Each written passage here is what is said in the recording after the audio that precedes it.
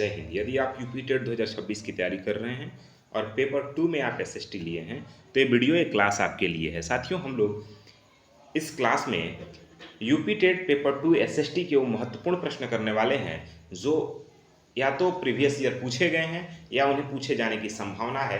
उन प्रश्नों का डिटेल में हम व्याख्या और उनके साथ क्या और भी एक्स्ट्रा फैक्ट हो सकते हैं उन सभी पे विस्तार से चर्चा करने वाले हैं। तो नमस्कार, मेरा नाम विवेक पांडे है और आप देख रहे हैं टुडे एग्जाम स्टडी का यूट्यूब प्लेटफॉर्म। साथियों, अभी तक हम लोगों ने 15 क्लास कंप्लीट कर लिया है जिसमें हम लोगों ने 170 प्रश्नों को डिटेल में समझा है। यदि आपने नहीं देखा है तो चैनल पे विजिट करिए और जाकर के आप उस वीडियो को देख सकते हैं।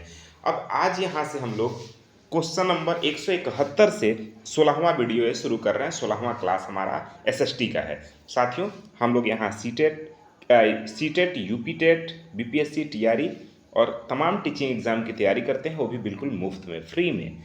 मुफ्त क्या है, फ्री है। आप और हम मिल के पढ़ते हैं, ऐसा कोई कुछ नहीं है, ठीक है ना। चलिए साथियों, देखिए पहला प्रश्न आपके सामने है, ध्यान से समझिएगा। प्रश्न ये कह रहा है कि सौर मंडल का सबसे गर्म ग्रह कौन सा है? क्या वह बुध है, शुक्र है, मंगल है या फिर बृहस्पति है? तो साथियों, आप सभी जानते हैं कि विकल्प बी इसका ठीक हो जाएगा, यानी शुक्र सौरमंडल का सबसे गर्म ग्रह होता है। हालांकि बुध सूर्य के सबसे निकट है, लेकिन शुक्र सौरमंडल का सबसे गर्म ग्रह है। साथियों, इसका कारण है कि इसके वायुमंडल में 96% तक कार्बन डाइऑक्साइड यानी CO2 का होना है। यानी इसमें शुक्र में सबसे ज़्यादा यानी 96% कार्बन डाइऑक्साइड होता है जो ग्रीन हाउस प्रभाव पैदा करता है और ऊष्मा को बाहर नहीं जाने देता है, यानी ऊष्मा को अवशोषित करके रखता है। इसलिए साथियों, शुक्र सबसे सौरमंडल का गर्म ग्रह है। साथियों, ध्यान रखेंगे, शुक्र को हम भोर का तारा भी कहते हैं, तो ये एक्स्ट्रा फैक्ट है, इसे याद रखिएगा। शुक्र को भोर का तारा और सांझ का तारा कहा जाता है। साथियों, इसे पृथ्वी की जुड़वा बहन भी हम कहते हैं, ठीक है ना, क्योंकि इसका आकार और द्रव्यमान लगभग पृथ्वी के समान है। इसी कारण हम शुक्र को पृथ्वी का जुड़वा बहन कहते हैं। साथियों, आप ध्यान रखेंगे, ग्रह और तारा दो चीज़ें होती हैं जिनमें अपना ऊष्मा और प्रकाश होता है, उन्हें हम तारा कहते हैं। साथियों, जो दूसरे के प्रकाश से प्रकाशित होता है उसे हम ग्रह कहते हैं। तो शुक्र एक तारा है सूर्य एक तारा है, ना कि ग्रह है। साथियों, फिर से समझिए, जिसमें अपना ऊष्मा और प्रकाश होता है वह तारा होता है और जो दूसरे के प्रकाश से प्रकाशित होता है उसे हम ग्रह कहते हैं। इसलिए सूर्य जो है हमारा एक तारा है और शुक्र जो है वह एक ग्रह है। साथियों, इस बात को बहुत आसानी से समझ लीजिए। अगले प्रश्न की तरफ बढ़ते हैं। अगर फिर भी आपका कोई डाउट है तो कमेंट करके आप ज़रूर पूछ सकते हैं। कोई क्वेश्चन है, कोई बात है तो आप ज़रूर हमारे साथ साझा कर सकते हैं। साथियों, क्वेश्चन है कि सर्वोच्च न्यायालय के जो न्यायाधीश होते हैं उनकी सेवानिवृत्ति की आयु क्या होती है? क्या 60 वर्ष, 62 वर्ष, 65 वर्ष या फिर 70 वर्ष? प्यारे साथियों, आप सभी जानते हैं कि सर्वोच्च न्यायालय के न्यायाधीशों की जो सेवानिवृत्ति की आयु है वो 65 वर्ष होती है। इसलिए आपका विकल्प सी सही हो जाता है। ध्यान से समझिए प्यारे विद्यार्थियों, ये है कि भारत के सर्वोच्च न्यायालय के न्यायाधीश 65 वर्ष की आयु तक अपने पद पर बने रह सकते हैं। ठीक इसके विपरीत जो उच्च न्यायालय होता है यानी जो हाईकोर्ट होता है, उसके न्यायाधीशों के लिए यह आयु सीमा 62 वर्ष होती है, ठीक है। कुछ और महत्वपूर्ण फैक्ट है इससे रिलेटेड, उसे भी आप जानते चलिए। साथियों, न्यायाधीशों को उनके पद से केवल महाभियोग जैसी प्रक्रिया यानी संसद के प्रस्ताव के द्वारा ही हटाया जा सकता है। बाकी कोई तरीका नहीं है उनको हटाने का, यह महाभियोग के द्वारा ही आप उनको हटा सकते हैं। और इनकी नियुक्ति भारत के राष्ट्रपति के द्वारा की जाती है। साथियों, ये भी आपको ध्यान रखना है। अगले प्रश्न की तरफ चलते हैं। अगला प्रश्न आपके सामने है। प्रश्न ये कह रहा है कि सल्तनत काल में दीवाने अमीर को ही जो कि एक कृषि विभाग हुआ करता था, इसकी स्थापना किसने की? बहुत ध्यान से समझिए प्रश्न ये कह रहा है कि सल्तनत काल में, दिल्ली सल्तनत काल में दीवाने अमीर को ही एक नाम का विभाग होता था जो कि कृषि विभाग, कृषि के लिए कार्य करता था। इसकी स्थापना किस शासक ने करवाई थी? क्या अलाउद्दीन खिलजी था, मोहम्मद बिन तुगलक था या फिरोज शाह तुगलक या बलबन? तो मेरे प्यारे साथियों, आप सभी जानते हैं इसका विकल्प बी सही हो जाएगा, यानी मोहम्मद बिन तुगलक इसी ने एक दीवाने आमिर कोही नाम के विभाग की स्थापना करवाई थी, जो कि कृषि के लिए, कृषि की उन्नति और अकाल जैसी स्थितियों से निपटने के लिए हुआ करता था। साथियों, मोहम्मद बिन तुगलक ने एक अलग कृषि विभाग जिसे दीवाने आमिर कोही के नाम से जाना गया था। बात समझ में आ रहा है ना? देखिए, मोहम्मद बिन तुगलक जो था ना, वो कृषि विभाग में उन्नति कृषि और अकाल जैसी स्थिति से निपटने के लिए दीवाने अमीर कोही नामक एक विभाग बनवाया था। इसका उद्देश्य क्या था साथियों? तो बंजर भूमि को खेती योग्य बनाना और किसानों को ऋण देना। बात क्लियर हो रहा है ना? कोई डाउट तो नहीं है आपका? अच्छा, इससे रिलेटेड कुछ और महत्वपूर्ण फैक्ट है, आपको उसको भी जान लेना चाहिए। मोहम्मद बिन तुगलक को स्वप्नशील और पागल सुल्तान भी कहा जाता था। उसकी असफल योजनाओं के कारण ही ऐसा कहा जाता था।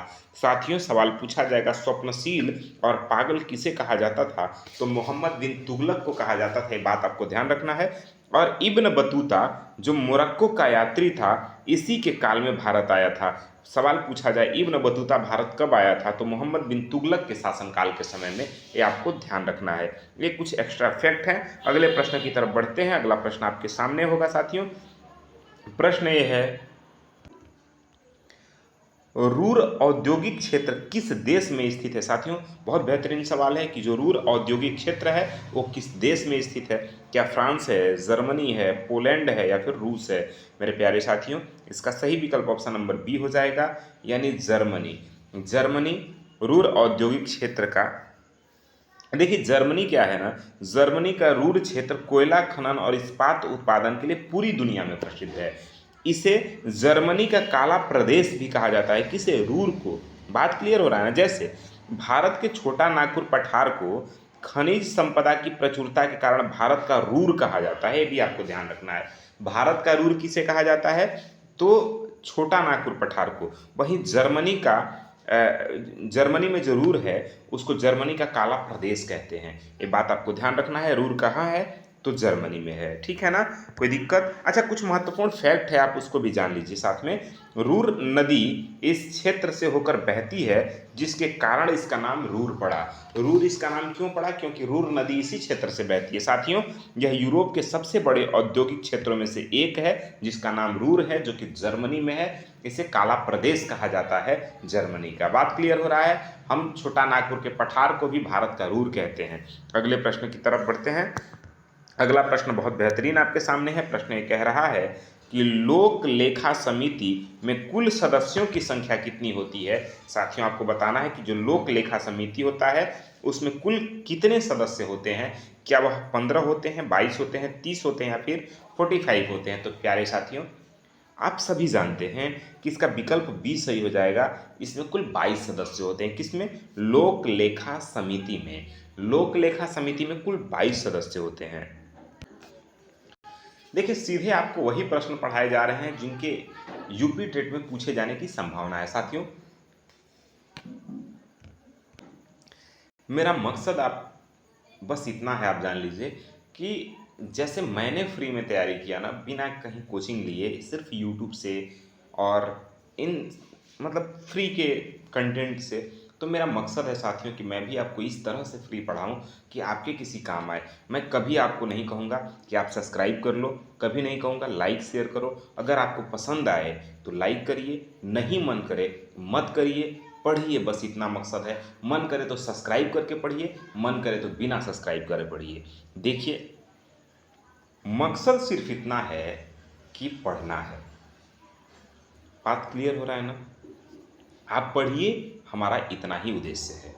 हाँ, सब्सक्राइब करने को इसलिए बोल दिया जाता है ताकि जब वीडियो बने तो आप तक पहुंच जाए, आपको ढूंढना ना पड़े, परेशानी ना हो आपको। बात समझ में आ रहा है ना? देखिए, आप ईमानदारी से पढ़ते रहिए, आगे बढ़ते रहिए, हम आपके साथ हैं जितना हमसे बन पड़ेगा। देखिए, समय का अभाव होता है, स्कूल से आना होता है हमें, फिर अभी क्या है कि भारत सरकार का जनगणना चल रहा है। आप सभी जानते हैं कि भारत सरकार का ड्रीम प्रोजेक्ट जनगणना। जनगणना इतना महत्वपूर्ण कार्य है कि अगर आप उसमें हैं तो आप इग्नोर नहीं कर सकते। उन तमाम परिस्थितियों के बावजूद भी हम आपसे जुड़ते हैं, आपके लिए कंटेंट तैयार करते हैं, उसको पढ़ाते हैं। तो आपका भी फ़र्ज़ बनता है कि आप ईमानदारी से पढ़ें। ठीक है ना। देखिए इसका सही विकल्प ऑप्शन नंबर बी हो जाएगा। 22 लोक लेखा समिति संसद की सबसे पुरानी और महत्वपूर्ण वित्तीय समिति है। सवाल पूछा जाएगा लोक लेखा समिति क्या है, तो साथियों वह वित्तीय समिति है और भारत सरकार की मतलब संसद की सबसे पुरानी समिति है। देखिए इसमें कुल 22 सदस्य होते हैं, जिसमें 15 लोकसभा से और 7 राज्यसभा से होते हैं। लोक लेखा समिति में लोकसभा से कितने मेंबर होते हैं, तो साथियों 15। राज्यसभा से कितने होते हैं, 7। इनका कार्यकाल 1 वर्ष का होता है, भी आपको ध्यान रखना है। कितने वर्ष का होता है साथियों, 1 वर्ष का। कुछ और महत्वपूर्ण बातें हैं, आप उसको भी जान लीजिए। इस समिति का अध्यक्ष परंपरा के अनुसार विपक्ष का नेता होता है। जो लोक लेखा समिति होता है साथियों, उसका जो अध्यक्ष होता है वो विपक्ष का नेता होता है। ठीक है ना। और देखिए यह सीएजी यानी नियंत्रक एवं महालेखा परीक्षक की रिपोर्ट की जांच करती है। बात समझ में आ रहा है ना। अगले प्रश्न की तरफ बढ़ते हैं। बहुत बेहतरीन प्रश्न आपके सामने है। सवाल है साथियों कि तंबाकू का भारत में प्रवेश किसके द्वारा कराया गया। साथियों कहने का अर्थ है कि तंबाकू किस देश की देन है। हमारे भारत में हमारा हमारा मतलब भारत का तंबाकू नहीं है, तंबाकू भारत की उपज नहीं है। ये किस देश से आया है आपको बताना है। क्या वह अंग्रेज लाए, पुर्तगाली लाए, डच लाए या फिर फ्रांसीसी लाए। तो प्यारे साथियों इसका सही विकल्प हो जाएगा ऑप्शन नंबर बी। इसको पुर्तगाली लेके आते हैं। कौन लेके आए थे साथियों, पुर्तगाली लेके आए थे। ध्यान से समझिए 16वीं शताब्दी की बात है। 16वीं शताब्दी की शुरुआत में ही पुर्तगाली भारत में तंबाकू लेकर आए थे। जहांगीर के शासनकाल में तंबाकू का सेवन इतना बढ़ गया कि उसने इस पर प्रतिबंध लगाने का आदेश जारी कर दिया था। ध्यान से समझिए, जहांगीर के शासनकाल में तंबाकू का इतना ज़्यादा सेवन बढ़ गया, इतना ज़्यादा सेवन बढ़ गया कि जहांगीर ने इस पर प्रतिबंध लगाने का आदेश जारी कर दिया। और यह कहाँ से आया, पुर्तगाल से आया। आप सभी जानते हैं पुर्तगाल का प्रथम व्यापारी वास्को डी गामा भारत आता है, जो कालीकट पे उतरता है, कालीकट बंदरगाह पे। साथियों आप कमेंट करके आप ये बताइए कि वास्को डी गामा भारत कब आया था। ठीक है ना, कमेंट करना है आपको। अगर आप सही में ईमानदारी से पढ़ रहे हैं कमेंट करके बताइए कि वास्को डी गामा भारत कब आया था। ठीक है ना। कुछ और भी महत्वपूर्ण फैक्ट है उसको भी जान लीजिए। देखिए पुर्तगाली भारत में प्रिंटिंग प्रेस, आलू, टमाटर और लाल मिर्च भी लाए थे। मतलब वो तंबाकू तो लाए ही थे, उन्हीं का देन है प्रिंटिंग प्रेस, उन्हीं का देन है हमारे यहाँ आलू, उन्हीं का देन है टमाटर, लाल मिर्च भी वही लोग लाए थे। भारत में आने वाला पहला पुर्तगाली वास्को डी गामा था, जो आपको बताना है कब आया था भारत में। अच्छा चलिए मैं सन बता देता हूँ, 1498 में आया है। अब आप डेट बताइए कि कब आया था। ठीक है, ठीक है ना। अगले प्रश्न की तरफ बढ़ते हैं। अगला प्रश्न आपके सामने है। दुधवा राष्ट्रीय उद्यान उत्तर प्रदेश के किस जिले में स्थित है। साथियों आपको बताना है कि जो दुधवा राष्ट्रीय उद्यान है, पहली बात तो दुधवा राष्ट्रीय उद्यान उत्तर प्रदेश राज्य में स्थित है। अब आपको बताना है कि किस जिले में है। क्या पीलीभीत में है, लखीमपुर खीरी में है, बहराइच में है, श्रावस्ती में है। तो प्यारे विद्यार्थियों आपको कई बार बताया भी गया है, एग्जाम में भी पूछा गया है, कई बार प्रीवियस ईयर में पूछा गया है। विकल्प बी सही हो जाता है। लखीमपुर खीरी में दुधवा राष्ट्रीय उद्यान है। साथियों दुधवा नेशनल पार्क उत्तर प्रदेश के सबसे प्रसिद्ध और सबसे बड़ा राष्ट्रीय उद्यान है। यह भारत नेपाल सीमा पर स्थित मुख्य रूप से यह बाघों और गेंडों के संरक्षण के लिए जाना जाता है। कुछ और महत्वपूर्ण फैक्ट है वो भी आप जान लीजिए। यह उत्तर प्रदेश का एकमात्र टाइगर रिजर्व था। अब पीलीभीत और रानीपुर भी शामिल है। साथियों इसे 1977 में राष्ट्रीय उद्यान घोषित किया गया था, ये आपको ध्यान रखना है। अगला प्रश्न आपके सामने है। प्रश्न यह है कि मकर रेखा को 2 बार काटने वाली नदी कौन सी है। ये सवाल एक बार हम लोग और पढ़े हैं, अगर आपको याद है तो बताइए। क्या वो लिम्पोपो नदी है, नील नदी है, माही नदी है, ऑरेंज नदी है। साथियों विकल्प ए बिल्कुल ठीक है, लिम्पोपो नदी ही है। आपने पढ़ा है, आपको याद होगा। आई होप कि आप बिल्कुल इसको मिस नहीं कर रहे होंगे, आपको ज़रूर याद होगा। साथियों दक्षिण अफ्रीका में बहने वाली लिम्पोपो नदी मकर रेखा को 2 बार पार करती है। यह हिंद महासागर में जाकर के गिरती है। कौन सी नदी, लिम्पोपो नदी।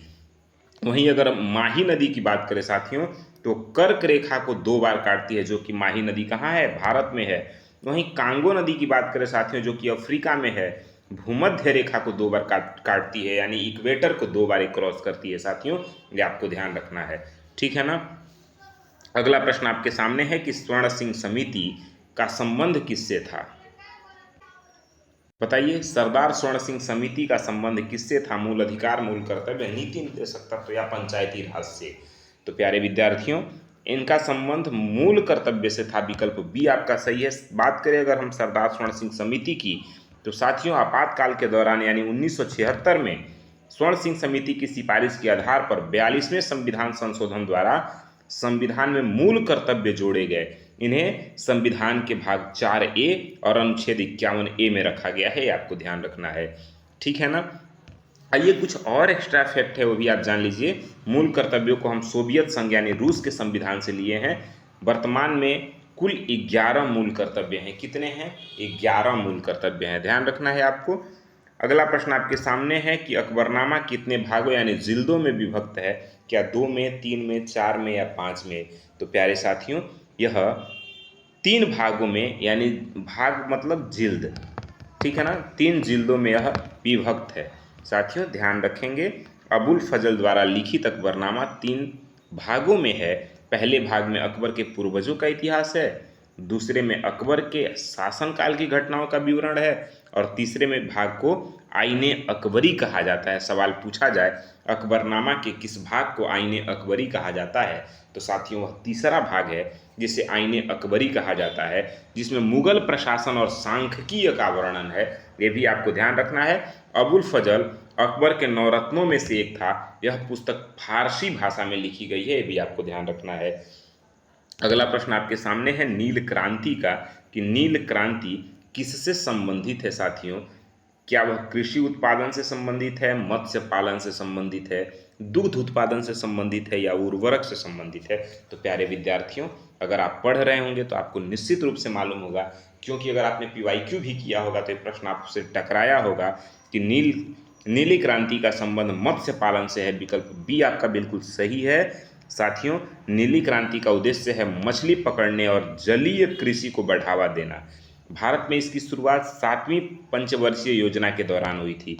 कुछ और महत्वपूर्ण फैक्ट है, क्रांतियां हैं, उन्हें भी आप नोट कर लीजिए। अभी पेन पेपर उठाइए और आप नोट करिए, इतना महत्वपूर्ण है कि क्वेश्चन बार बार रिपीट हुआ है यूपी टेट में आपके। आप PYQ उठाइए और रिपीट ना हुआ हो तो आप कमेंट करके बताइए कि सर ऐसा नहीं आया है। मेरे भाई, ये बहुत ज़रूरी है आपको जानना कि श्वेत क्रांति का संबंध दुग्ध उत्पादन से है, जिसके संस्थापक वर्गीस कुरियन माने गए हैं।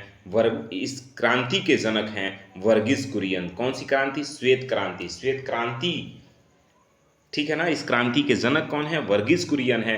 और श्वेत क्रांति का संबंध साथियों दुग्ध उत्पादन से है। मेरे प्यारे भाइयों, पीली क्रांति का संबंध तिलहन उत्पादन से है, ध्यान रखेंगे। अगर वहीं भूरी क्रांति की हम बात करें तो मेरे प्यारे भाइयों, यह उर्वरक और चमड़ा उत्पादन से संबंधित है। वहीं लाल क्रांति की हम बात करें तो मांस और टमाटर के उत्पादन से संबंधित है। मेरे प्यारे भाइयों, ये जरूर आप याद करिए। देखिए साथियों, यदि आपको कोई बात बताया जा रहा है तो उसे नोट डाउन करिए। बहुत इंपॉर्टेंट होता है जब आप इसे लिखते हैं तो एक बार रिवीजन कर लेते हैं, आपके दिमाग में छप जाता है। अगला सवाल आपके सामने है कि राज्यसभा का सभापति अपना त्यागपत्र किसे देता है? उपराष्ट्रपति को, राष्ट्रपति को, प्रधानमंत्री को या फिर मुख्य न्यायाधीशों को? तो मेरे प्यारे साथियों, उपसभापति अपना त्यागपत्र राष्ट्रपति को देते हैं। विकल्प बी सही है। अच्छा, भारत का उपराष्ट्रपति ही राज्यसभा का पदेन सभापति होता है, आप जानते हैं। चूंकि वह राष्ट्रपति को अपना इस्तीफा सौंपता है, इसलिए राज्यसभा के सभापति के रूप में उसका त्यागपत्र राष्ट्रपति को ही जाता है। अच्छा, कुछ और फैक्ट है वो भी जान लीजिए। यदि राज्यसभा का उपसभापति का त्यागपत्र देना चाहे, यदि राज्यसभा का उपसभापति त्यागपत्र देना चाहे तो वह अपना इस्तीफा सभापति को देता है। कौन? उपसभापति। देखिए, दोनों में अंतर है। राज्यसभा का जो पद, इसको समझिए, राज्यसभा का सभापति अपना त्यागपत्र देगा राष्ट्रपति को, बात क्लियर हो रहा है ना। लेकिन राज्यसभा का उपसभापति त्यागपत्र देना चाहे तो वह इस्तीफा सभापति को देता है, और सभापति राज्यसभा का सदस्य नहीं होता, फिर भी वह इसकी अध्यक्षता करता है। आप सभी जानते हैं कि जो सभापति होता है राज्यसभा का, वो हमारे भारत का राष्ट्रपति होता है, और राज्यसभा का जो सभापति होता है वो राज्यसभा का सदस्य नहीं होता है, वोटिंग नहीं करता है। लेकिन अगर कोई वोट हो और दोनों पक्ष बराबर आ जाए, 15-15 अगर वोटिंग हो गया, मान लीजिए सपोज करिए 15-15 वोटिंग पड़ गया, अगर बराबर वोटिंग हो गया है, तब राज्यसभा के सभापति का वोट वैलिड होता है, माना जाता है। वो जिसके तरफ वोटिंग कर देंगे वो जीत जाएगा, वो प्रस्ताव पारित हो जाएगा। बात क्लियर हो रहा है? अगला प्रश्न है, अमृता शेरगिल किस क्षेत्र के लिए प्रसिद्ध है? बताइए, अमृता शेरगिल किस क्षेत्र के लिए प्रसिद्ध है? नृत्य, चित्रकला, संगीत, साहित्य? तो प्यारे साथियों, यह चित्रकला के लिए प्रसिद्ध है, पेंटिंग के लिए विकल्प बी आपका बिल्कुल राइट है। ध्यान से समझिए, अमृता शेरगिल भारत की सबसे प्रसिद्ध महिला चित्रकारों में से एक हैं। उन्हें भारत की फ्रीडा काहलो भी कहा जाता है। क्या कहा जाता है? भारत की फ्रीडा काहलो। उनकी कला में भारतीय और पश्चिमी, विशेषकर यूरोपीय शैली का मिश्रण देखने को मिलता है। आइए कुछ और महत्वपूर्ण फैक्ट बन सकते हैं इन प्रश्नों से, उसको भी जानें। उनकी प्रमुख कृतियाँ क्या है?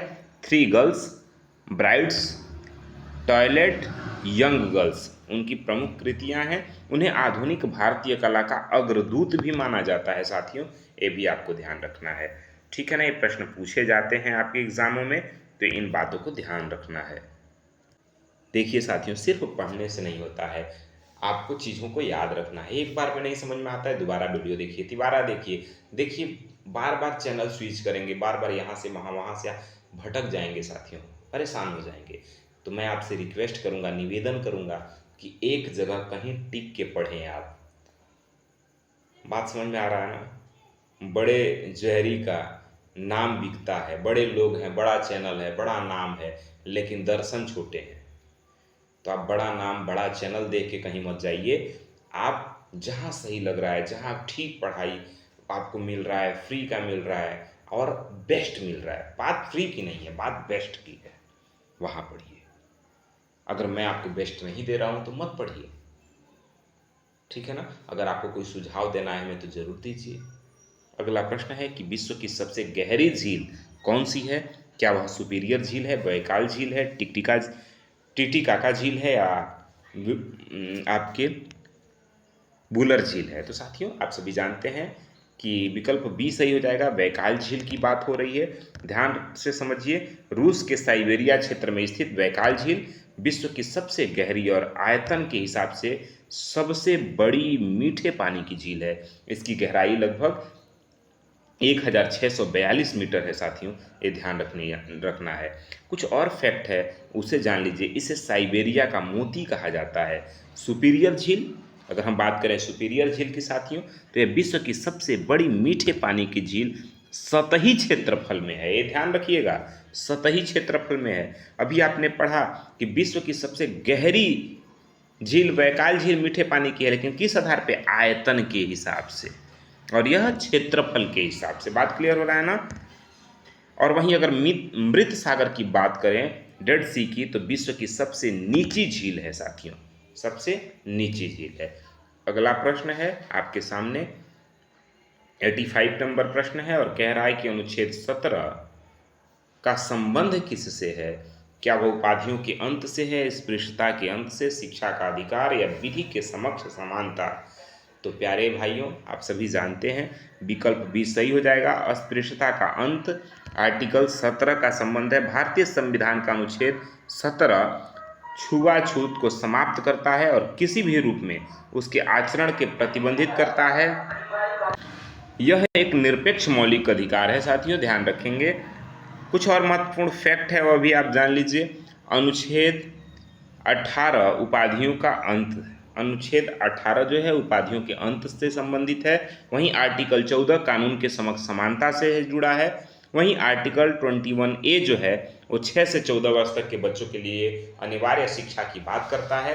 तो साथियों, ये रहे आज के आपके वो महत्वपूर्ण प्रश्न जो या तो कभी पूछे गए हैं या पूछे जाने की संभावना है। उनके आसपास जो भी प्रश्न है उन सभी का पोस्टमार्टम करके आपके सामने रख दिया गया। बाकी आप किस तरह के प्रश्न चाहते हैं, कैसा वीडियो चाहते हैं, कैसा क्लास चाहते हैं, अपना फीडबैक हमें ज़रूर दीजिए। बाकी हम आपके लिए तत्पर हैं, तैयार हैं। मिलते हैं साथियों अगले क्लास में, तब तक के लिए जय हिंद, नमस्कार।